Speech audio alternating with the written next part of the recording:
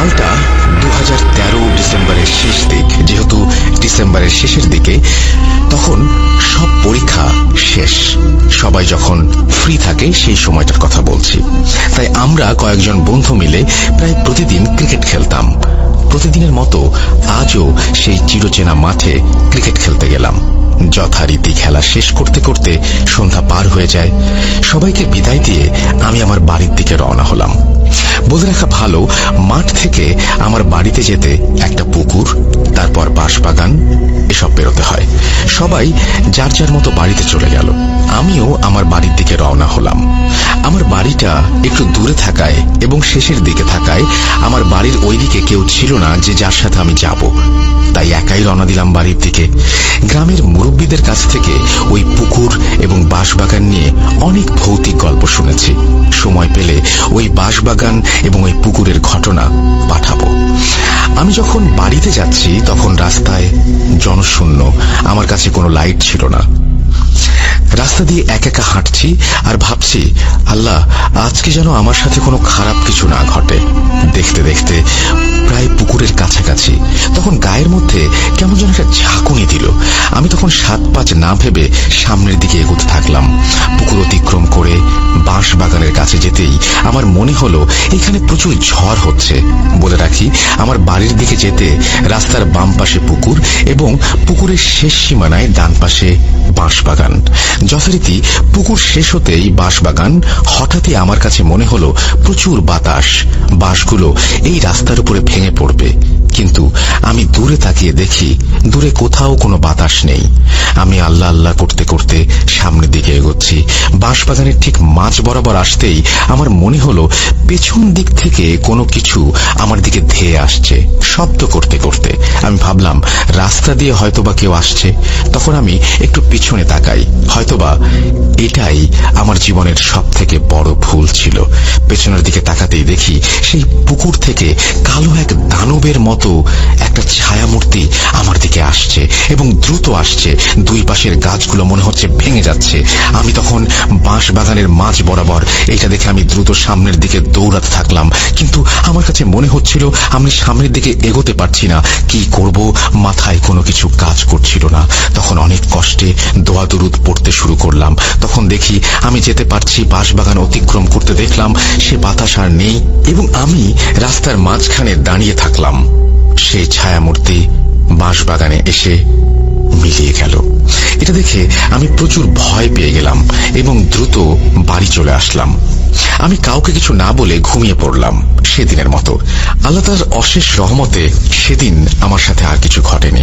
তারপর কিছুদিন আমার সাথে আর কিছুই ঘটল না। এখানে বলে রাখি, তখনও কিন্তু আমাদের গ্রামে কোনো ইলেকট্রিসিটি ছিল না। আমাদের গ্রামের চারপাশে বিদ্যুৎ ছিল, শুধুমাত্র আমাদের গ্রামে ছিল না।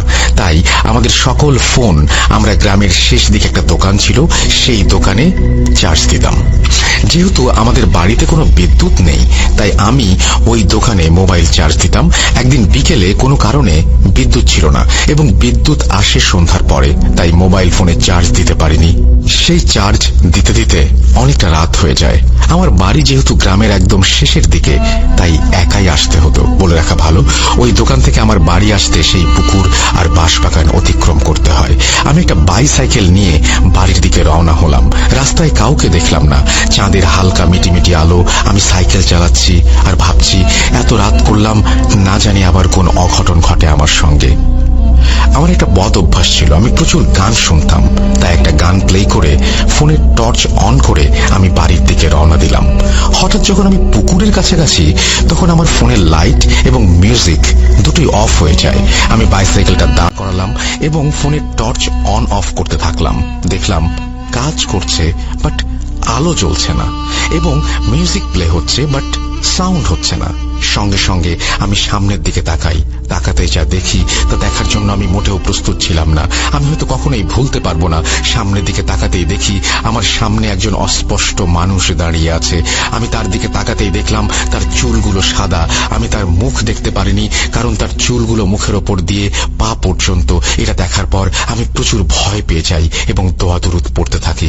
যখন আমি দোয়া দরুদ পড়তে শুরু করি, তখন আমার কাছে মনে হলো ওই জায়গাটায় ওই মানুষটা হঠাৎ ফুটবলের মতো হয়ে পুকুরের মধ্যে ঝাঁপ দিল এবং পুকুরের পানিতে মনে হয় বিশাল একটা বড় কিছু পড়ল।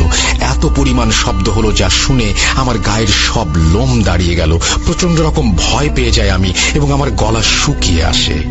যখনই ওই মূর্তিটা বা কালো অবয়বটা পানিতে ঝাঁপ দিল সেই মুহূর্তেই আমার টর্চ জ্বলতে শুরু করলো, মিউজিক বাঁচতে শুরু করলো। আমি কোনো রকমে বাড়ির দিকে রওনা হলাম এবং বাড়িতে যেয়ে মাকে সবকিছু বললাম। মা আমাকে অনেক বকাঝকা করলো।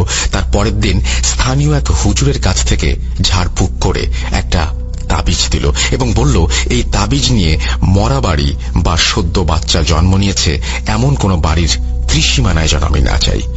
আরো নিষেধ করলো আমি যেন কখনো তাবিজ না খুলি। আমি তাবিজে তেমন বিশ্বাসী ছিলাম না, তাই কিছুদিন পরে ভাবলাম এখন তো আর কোনো সমস্যা হচ্ছে না, তাই তাবিজটা খুলে রাখলাম। বলতে গেলে প্রায় প্রতিদিনই ফোন চার্জ দেওয়ার জন্য সেই দোকানে যেতে হতো এবং সন্ধ্যা বা সন্ধ্যার পরে বাড়িতে আসতাম। যথারীতি অন্য দিনের মতো আজও সন্ধ্যার পরে দোকান থেকে বাড়ির দিকে যাচ্ছি। যখনই সেই পুকুরের কাছাকাছি যাই তখনই দেখলাম সামনে একটা বিড়াল আকৃতির কিছু রাস্তার মাঝ বরাবর দাঁড়িয়ে আছে। এটা দেখে আমার কেমন যেন মনে হলো, তাই আমি বাইসাইকেলটা দাঁড় করালাম এবং সামনের দিকে তাকাতে দেখলাম বিড়ালটা রাস্তার এক পাশ থেকে অন্য পাশ পর্যন্ত। এত বড় বিড়াল আমার এই বয়সে আমি কোনোদিন চোখে দেখিনি। এই দেখে আমি প্রচুর পরিমাণে ভয় পেয়ে গেলাম এবং দোয়া দুরুদ পড়তে শুরু করলাম। যখন আমি দোয়া দুরুদ পড়তে শুরু করি তখন বিড়ালটা সেই বাঁশ বাগানের মধ্যে চলে গেল। বাড়িতে আসার পরে আমি সেদিন ঘুমিয়ে যাই।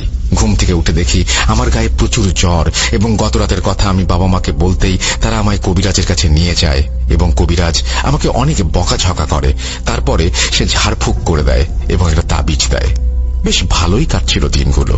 হঠাৎ একদিন আমি রাতে স্বপ্ন দেখলাম কেউ আমার কানের কাছে ফিস ফিস করছে, তোকে আমার ভালো লাগে, আমি তোকে নিয়ে যাব।